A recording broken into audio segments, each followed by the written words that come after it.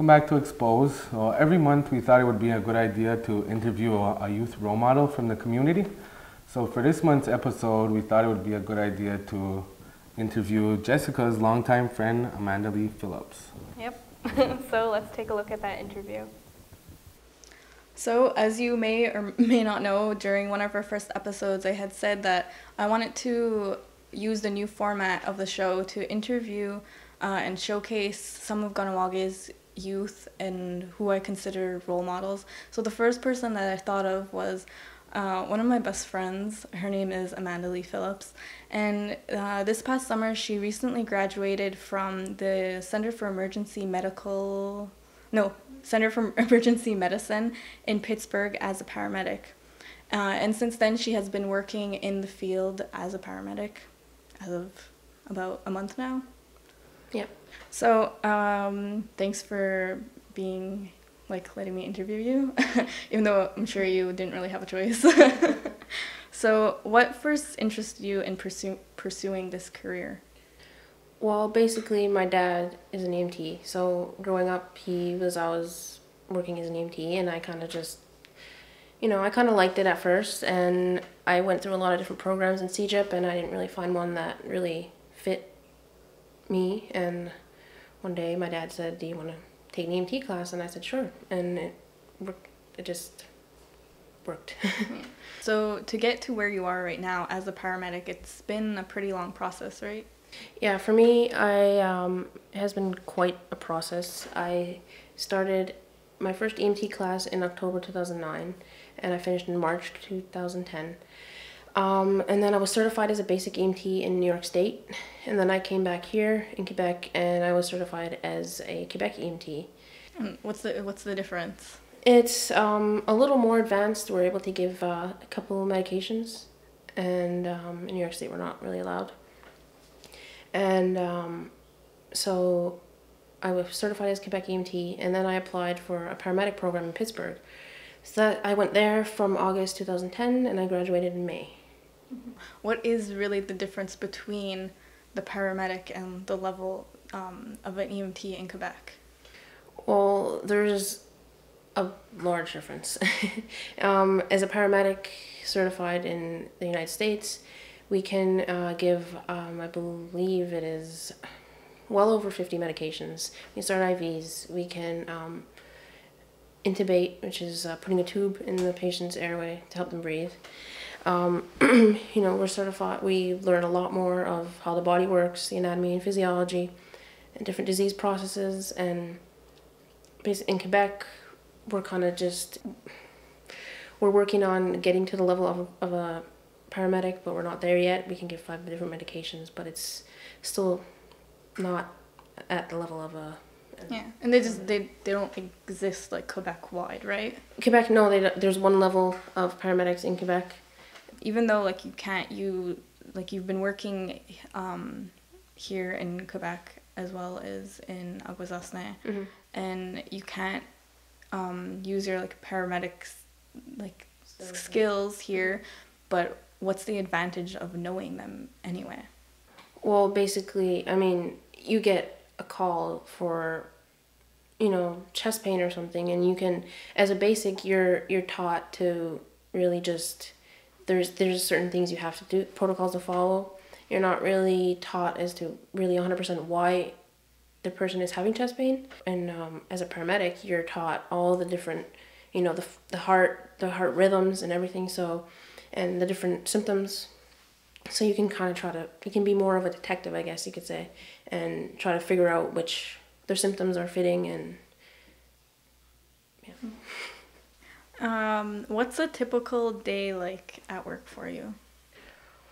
Well, I work a 12-hour shift, and I haven't been working that long, but as of now it hasn't been quite that busy yet. But we start work and we check our trucks, make sure we have all our supplies we need, make sure everything is working properly, and then we, wait for a call. What are some of the things that you're responsible for when you do get a call? Okay, well, we're responsible for responding in a timely manner. I mean, as soon as we get the call, we're not, we don't take our time. We get to the truck, as soon as we get the call, we get to the residence.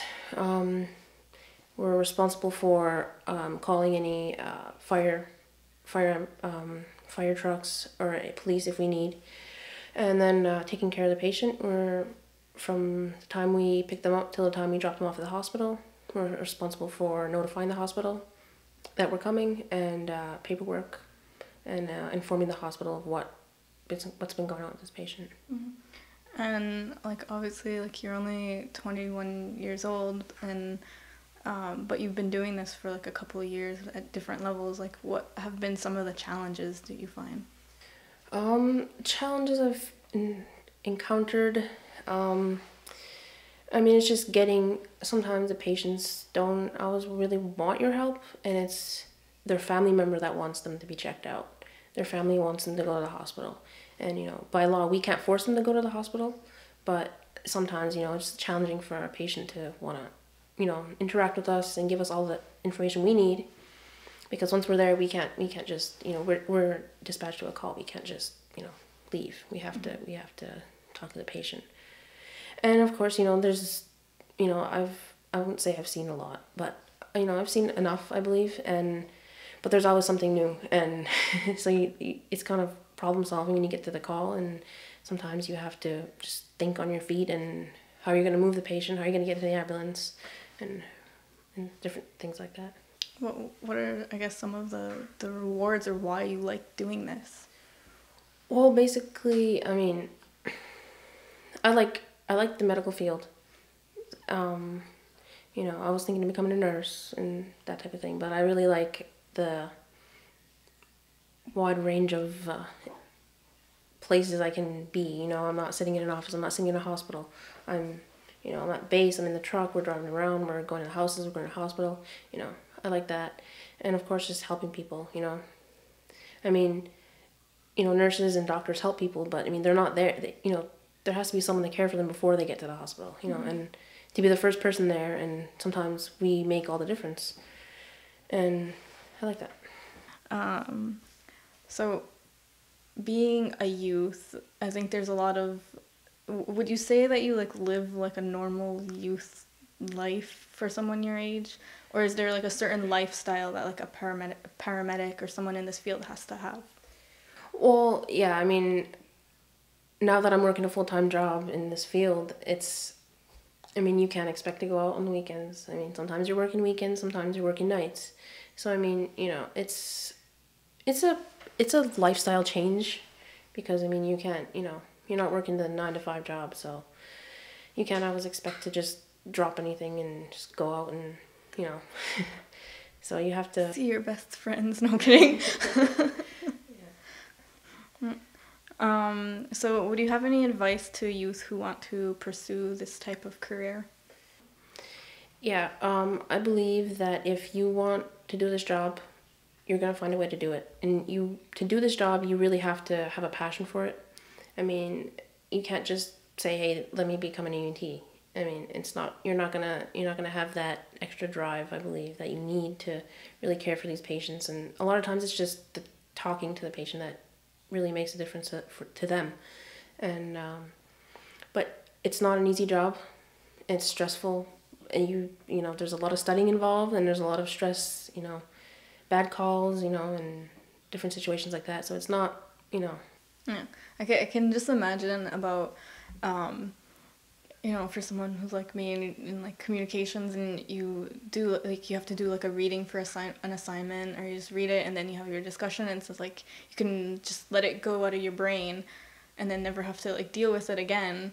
But for you, like you always have to kind of like, Yeah, you're always learning. You're never allowed to forget anything. I mean, you have one call you never been on before, and then you have that experience. You don't want to forget that. In case you encounter the same patient again or another patient. I swear, like in a couple of years, like brain is gonna have like so much information and all, like jealous, like. like human dictionary. I swear to God, she's already like a human dictionary and has like the brain of like an elephant and like memory and like Memory, yeah. I'll give you that, memory. So, well, thank you so much for letting me interview you. Thank you. And good luck with any of your future goals or endeavors, and best of luck in this field. And like, I know for anyone who's watching, like, better hope, like, if you get a call, if like, oh well, I hope that no one ever has to get like a call, but like, you'll be in good hands. So I hope you enjoyed that. I really do find that she is a role model. I mean, she's a role model to me, so I hope she's viewed as a role model to the rest of the community. Yeah, it was really interesting. It's really nice to see somebody, you know, we went to elementary school together with, go so far with themselves in school, and, you know, it's really nice to see that. Yep. So let's take another commercial break and we'll be back with more Exposed.